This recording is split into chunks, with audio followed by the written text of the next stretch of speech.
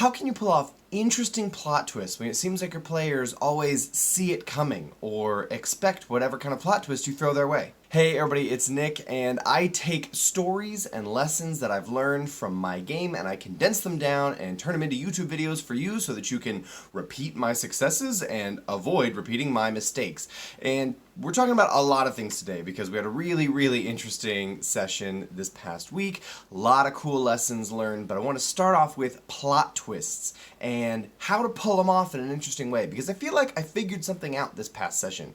I had some plot twists and they worked out really well for my players, and I wanted to set up for you how that worked out. So I'm going to front load this advice here, but if you want to hear more lessons I learned about tracking combat and players making challenges more difficult for themselves than they have to be, guest players, players betraying the party, all of those are going to be in today's video. But I want to front load this advice on plot twists.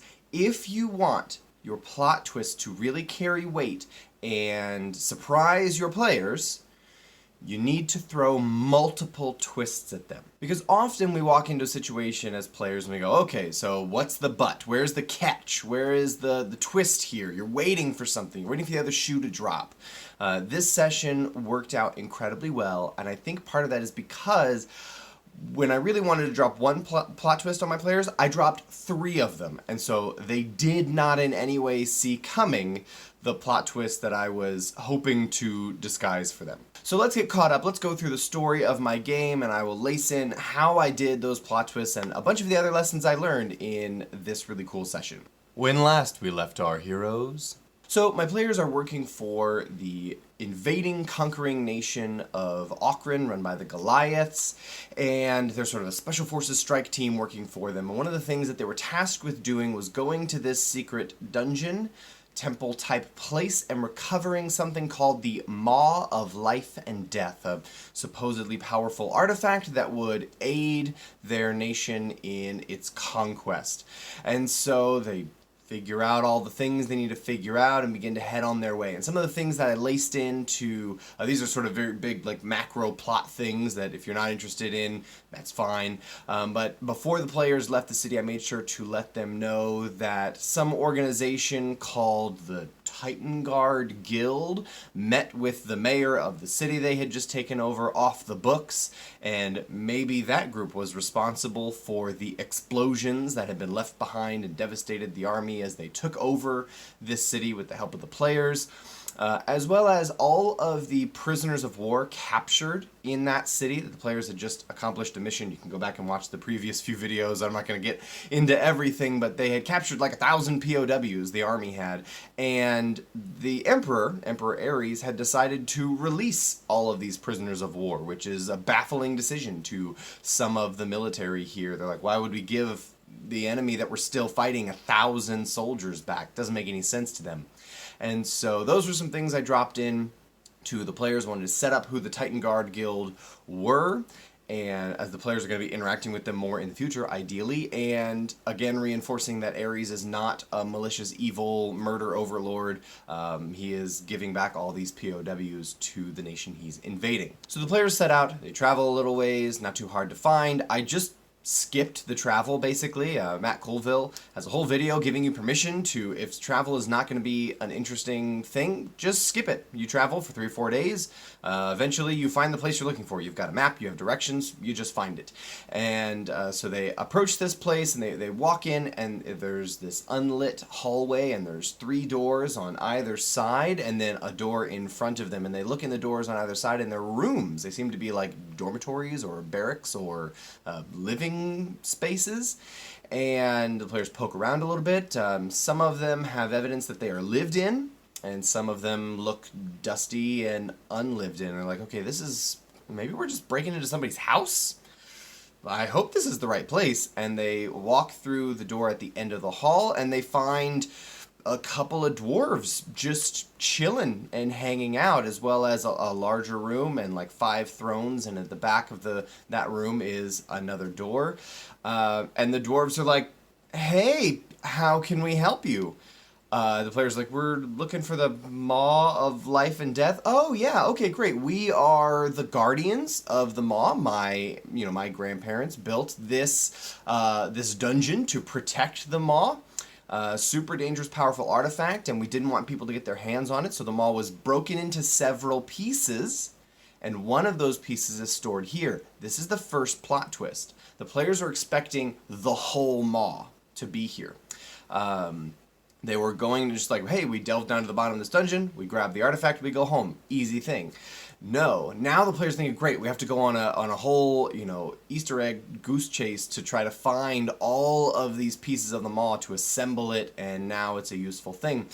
Well, because only one piece is here. So this is the first plot twist. My players were sort of waiting for the other shoe to drop, and I dropped it for them. And the dwarves are actually really cheerful and friendly, and are like, yeah, no, you can totally go down and try. Lots of people have gone down to the dungeon to try to collect this piece of the Maw, but none have returned.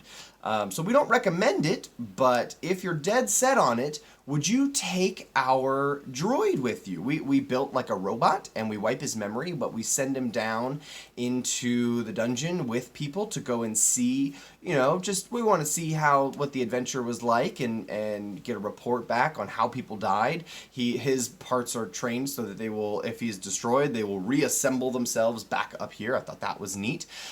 This was set up because my friend Hunter, who's a player in the game, his brother was going to come up and guest play with us for a session, just wanted to come and hang out, and so we had sort of this Warforged character ready for him. And I had another plot twist set up for this Warforged character, but at the last minute, his brother wasn't able to come, and so I was like, well, hang on, I really like that character, so I'm just going to keep that character in my game, and I'll turn, instead of being, like a 6th level fighter with a whole stat sheet, I'll just turn him into an index card. And I'll hand that index card to Hunter, and Hunter can run it in combat. No problem. It'll be cool. They need a front line for this dungeon anyway. It means I can make the dungeon a little cooler, a little harder. And remember, I have a plot twist down the road involving this character. So the players accept the offered help from the Warforged, and they begin to go down into the dungeon. Like, okay, we got to recover this piece. Nobody has successfully done so. Great, we gotta gather all these pieces up, but first, let's get through this dungeon. And they enter into the dungeon, and there is in front of them a large room, like 40 foot wide by 100 foot long, and the floor is covered in pitch or tar or some kind of a sticky, flammable adhesive substance, and they don't know how deep it is, and they see on the other side there's a way to progress, but how are they going to cross this? And they try a couple of things, and they're experimenting a little bit. They don't want to just like run out in there or step into it. What if they get stuck? How deep is it? They have no idea, and so they begin to test some things out. One of the things that they test out is Wilhelm, one of the warlocks, casts Create Bonfire on top of the pitch. Now, I don't know why. No idea what this player was trying to accomplish. They had plenty of light, and I think he was just trying to see, maybe he was trying to burn it off, was the attempt. But he succeeded in setting the whole thing on fire. And so they're looking at this empty pitch, and what do we do about this? And one of them sets it on fire. It's like, okay, well, now it's flaming and burning, and what are you going to do now? And they're like, okay, well, maybe we'll wait a few minutes to see if it'll, like, burn off. And I was like, there's no change in volume after about 4 or 5 minutes, so what are you doing? And they're like, oh no, what if it's, like, incredibly deep or magically refillable or it just burns really slowly? I guess we have to figure out another way around this. And this was pretty fantastic for me, because I had planned to, if they were just going to walk out and just like, well, we'll just trudge across it. Maybe it's only a few feet deep, because it is only like 3 or 4 feet deep. What if we're just going to trudge across it and hope for the best? I had like crossbows with, flaming crossbows were going to shoot the tar and ignite everything. And, that only if the players get like 10 feet out there. And I had even asked, somebody wanted to throw a rock in. to see if it sank or sat on the top or something like that. And I asked him, do you throw it out or you just drop it at your feet in front of you? He just dropped it at his feet in front of him. If he had thrown it out, then I would have had the crossbows ignite everything, sort of like motion sensing. But it was great because I didn't have to do that. I secretly just took that part of the dungeon away because the players themselves ignited the pitch, and I was like, this is amazing. I don't look like the really challenging DM for making this thing harder when they're in the middle of it. They made it harder for themselves. Absolutely fantastic. Couldn't have asked for a better situation as a DM. You always like it when players will artificially make things more difficult than they have to be, and you can sort of pull back some of the things that you were planning on doing, save them for later. So the players do eventually cross. The monk Terrace has a ring of water walking, and so he's like, well, do I sink? And he tested it out, and he did not sink. And so he uses like Step of the Wind and just blazes across this. Only takes a little bit of damage from sprinting across, like somebody running across a bed of coals. And then he ties a rope to a spot on the other side, and the players sort of can shimmy across. They do have to cast Spider Climb on the bear and the Warforged because the rope would not support the bear and the Warforged. But everybody else makes it across okay. Now here was a place where I had an interesting decision to make. I could have had all the players roll athletics checks to cross the rope, and I would have been well within my reasonability to do so. I think that would be rules as written. You're trying to cross a rope, there's fire underneath you. It'd be a relatively low check, maybe a DC 10, but you should have to roll dice for that, correct? And I thought about what would happen if they rolled low. What happens in this situation? Well, they would fall off the rope into the pitch that's on fire. And at that point, you're 50 feet away from either side. What could you do? It's going to take you, you could move 1 or 2 squares per round in that level of difficult terrain, as sticky and difficult as it is. So how would you get out if that were the case? And I didn't have a good answer to that. And so I just didn't have my players roll. If you aren't willing to accept the results of the dice as a DM, if you aren't willing to say that, what would happen if a low die was rolled here or an incredibly high die was rolled here, don't have the players roll. Don't lock progression behind a die roll because chance is random and it does not care what's going to happen. So I just described, everyone gets across. The player with the plate armor, Azarin's got the heavy armor on, she's got the shield on and everything, and so it's a little difficult. She slips off with her feet at one point, she's barely hanging on with the one hand, she gets back and goes across. I just described it dramatically and narratively. I didn't make her roll for it, because what if she rolls a 1? What do I have to do then? I feel like as a DM, I'm forced to either contrive, like, okay, make a dex save to maybe grab on, or, okay, you just fall in the pitch. Now what? How do you get out? And I would have felt like either I have to give the players tons and tons of time to solve this brand new problem that their characters wouldn't have because they're in the middle of something. So I just decided, no dice. You just get across. That, I guess, is a lesson for you of permission to, if you feel like you don't want to accept the results of the dice, don't bring out the dice. So then the players cross to the other side. They had to use some spell slots to do that, and they are faced with a puzzle. The puzzle is, I think it's one from Isaac Newton, actually. A farmer wants to plant 9 trees on 10 rows with 3 trees per row. How does he do this? And sat down, and the players started solving it. And one of the interesting things was that I realized in the middle of that, I'm perfectly okay with the players not solving this riddle, this puzzle. I'm okay with the players going, shoot, we can't figure it out. I guess we have to leave the dungeon. Again, don't gate your players with something that, has to be progressed that they might not overcome. Because, again, puzzles don't challenge your character sheet. Combat challenges your character sheet.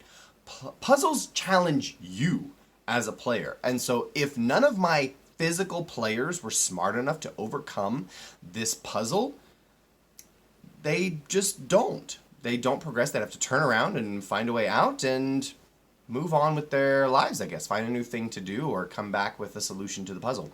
I don't believe in just letting the player with 20 intelligence roll to see if their character would solve the puzzle. That's not the point of a puzzle. The point of the puzzle is to challenge you mentally. However, they did, after some struggling, solve the puzzle, and it was cool because the 20 intelligence character was the one who solved it.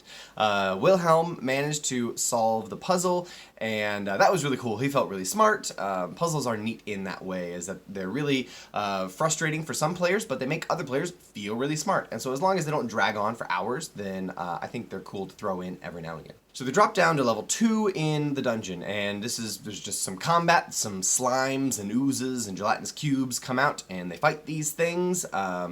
A couple interesting notes. Matt Colville, I think, has described gelatinous cubes as being mostly invisible, but like a skeleton inside them gliding towards the players, and they're like, that's really freaky, they're undead, what, all this undead, what are we gonna do? And you know, it wasn't until too late that they realized they were gelatinous cubes, and so the players had a cool moment with that, doing some pretty traditional and typical dungeon crawling.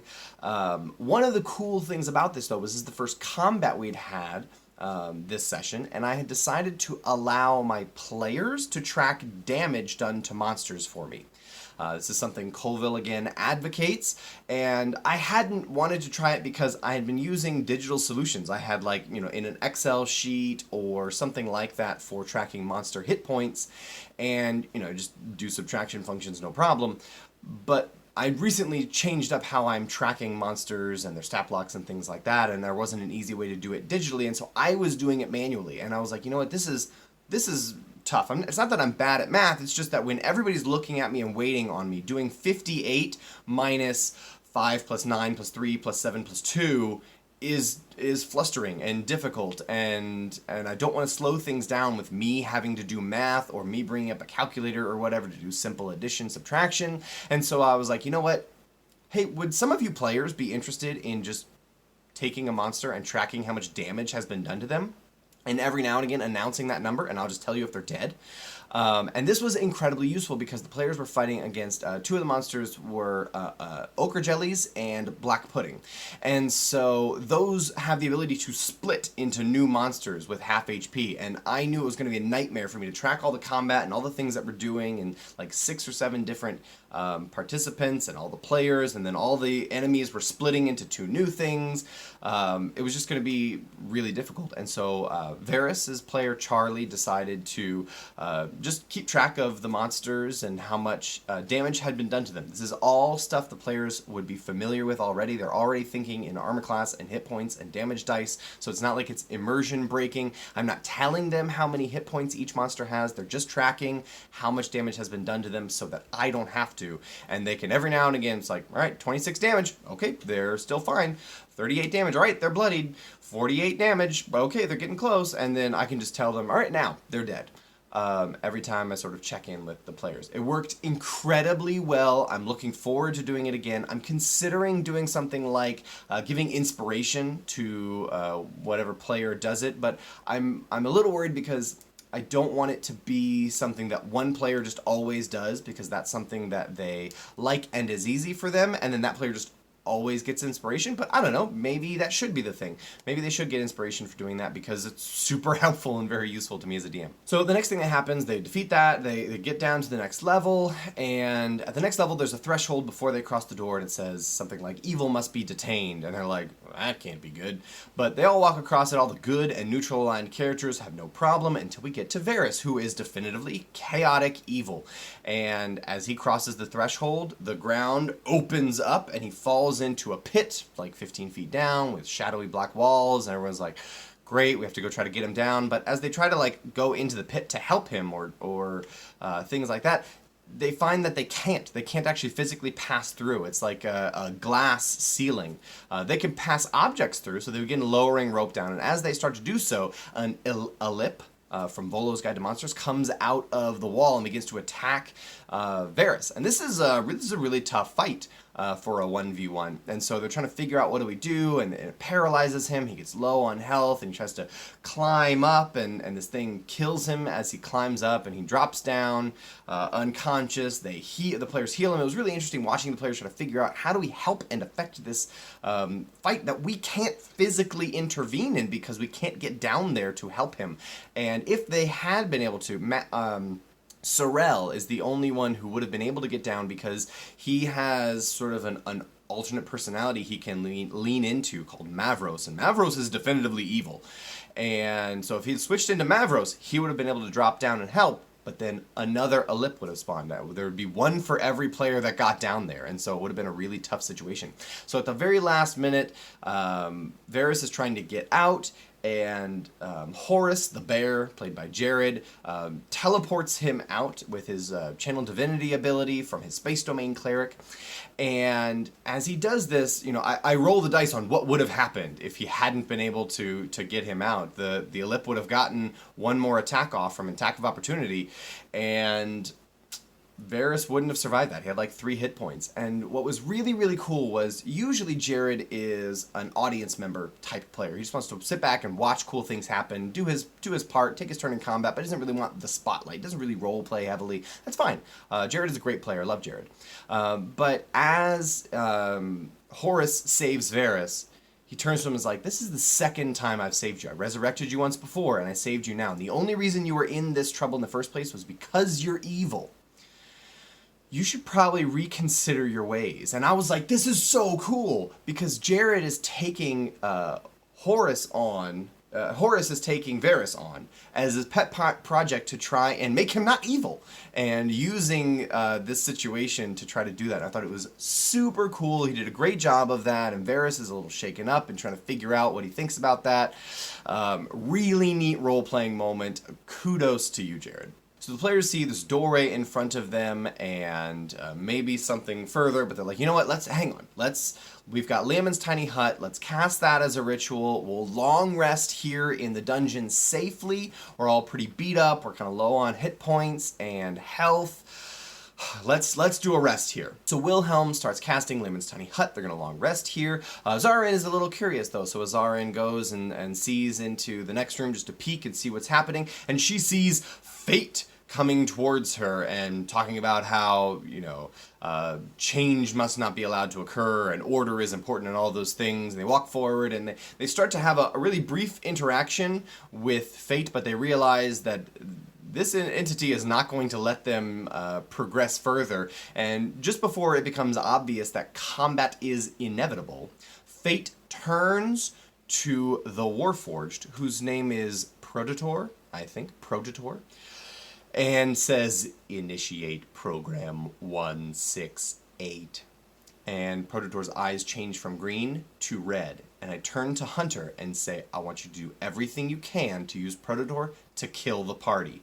And Hunter turns to me and says, clerics first. Got it.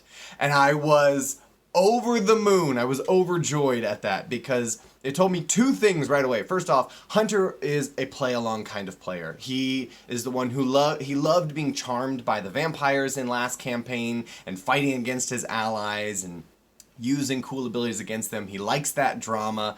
That's really cool, and he wanted to play along. He also knew what was making the party really good in combat. It was the clerics. They were able to buff and heal and support and protect and reposition. The clerics were really making the difference in all these combats, and so he knew. He had seen them fight a few times before, and he was like, okay, clerics first. And that was super cool. It was a very interesting fight. And I mentioned right in that moment that Prototor or something else, I forget. But either way, the name for that Warforged is traitor in Latin. And the players were like, oh, that's so cool. If only we spoke Latin, I guess. That was a very cool fight. I took Fate from as one of the Inexorables from Matt Colville's Strongholds and Followers. Super cool monster. I slapped some legendary actions on that thing. I'm starting to realize that anytime there's a solo monster, should pretty much always have legendary actions, reactions, things it can do not on its turn, just to keep up with the action economy. Otherwise, it's screwed. And so that was super interesting. One of Fate's cool mechanics is Fate does not roll dice. pretty much at all unless it's a saving throw. And so Fate just does the average damage, takes a 12 as its die roll, and adds 6. And so Fate just hits an AC of 18 no matter what, and does 12 damage pretty much no matter what. And so that meant I could hit every player except Azarin. So the first attack, because she was right there, was against Azarin. It realized couldn't hit Azarin, so we just moved on to other things. And so it was a very cool, very dramatic fight, lots of interesting mechanics and things like that. The players did very well. Nobody died, nobody went unconscious. It was a much more balanced combat encounter than my previous ones had been.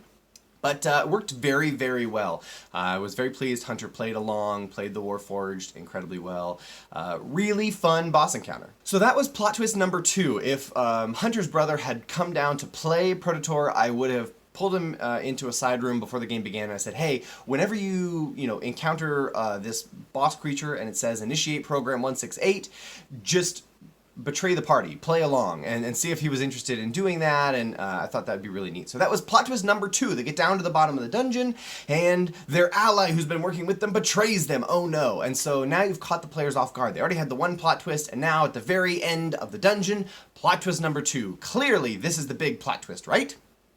Wrong. So here's the final twist. They go into the next partitioned room and they find a little alcove in the pedestal where clearly an artifact should sit and no other way to progress, no doors or anything like that. And they see the pedestal is empty. And behind the pedestal there is a large inscription of a middle finger and wording that says, Titan Guard was here.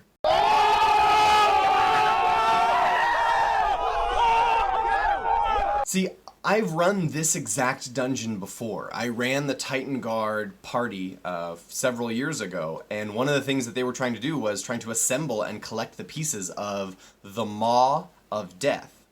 There are 2 Maws. One is the Maw of Life, one is the Maw of Death. Historically and colloquially, they're just known as the Maw of Life and Death because most people don't know that there are 2 separate things. And so they're split up into different pieces, and the players are trying to gather them up, and so I've run this dungeon before. Actually, this is the dungeon I killed my wife in, like the second time she played D&D. I mean, not her, but her character. And so I've run this dungeon before, and Titan Guard managed to recover this piece and then teleport it out. That's why nobody has ever come back up out of the dungeon. They didn't have to. They teleported out.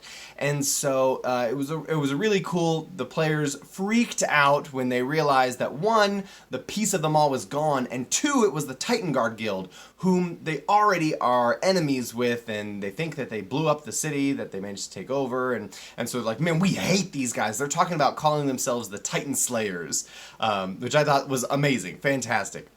So it worked incredibly well. There were lots of plot twists set up, and the final one really struck a blow with the players. I thought it was great because, they didn't die or anything catastrophic, but they didn't get what they were coming down here for. They're like, oh, we went through this whole dungeon for nothing. And I think that was really cool. They didn't feel defeated by it. They didn't feel like, oh, this was dumb, this was BS, you set all this up and we couldn't have succeeded. And no. They felt like, man, we hate this Titan Guard group. And I let them know I ran this dungeon before. I've run this dungeon before. The players came through here and like, oh, that's so cool. But again, how would the historical texts have been updated with that information? They wouldn't have. And they're like, no, it makes sense. It totally makes sense. This is so frustrating though.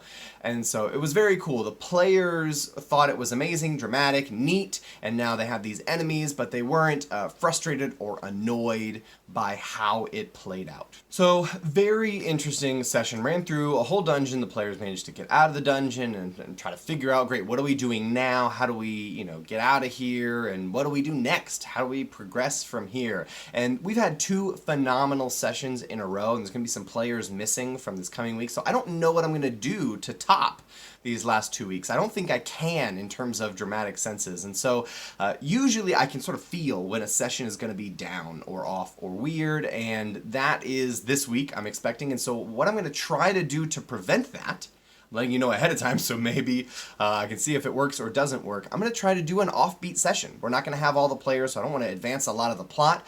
I want to do sort of a offbeat session. I think there's going to be a circus. I think there's going to be a circus, a festival, a day of festivities, mini games, party games, festival games, things like that, boxing, sport, things of that nature, and hopefully that change of pace from all of this dramatic, tense progressing will keep it fun, keep it progressing. The players also make it teleported to the Underdark to pursue an artifact. That was one thing that they learned about from the dwarves in the dungeon, was that Azarin is trying to recover all of the set of armor from her demigoddess Adara. And one of the dwarves recognized that she already had a piece and was like, hey, if you survive the dungeon, I know where another piece is. And the players did survive the dungeon, came back, and were like, hey, it's in the Underdark. It got captured by some drow living in an outpost not too far away from directly below here, so if you want to go find it, you got to go to the Underdark. So maybe they will do that as well and try to figure out where they can find the Shield of Hope from by Adara. And so that was the session. A lot of different things. We set up a bunch of plot twists. None of it destroyed or devastated or caused the party to fail, but they were interesting and dramatic. I hope that you folks learned a lot of interesting lessons, enjoyed the story from my campaign this week. Let me know if you have any ideas for festival mini games. I would love some. I may upload this video earlier than my typical Friday afternoon because I want to give you time to send me links to things. I have stuff from the past, but I'm always looking for new ideas for fun festival, carnival, circus games and interaction, things like that. So thank you all for watching, and I'll see you next time.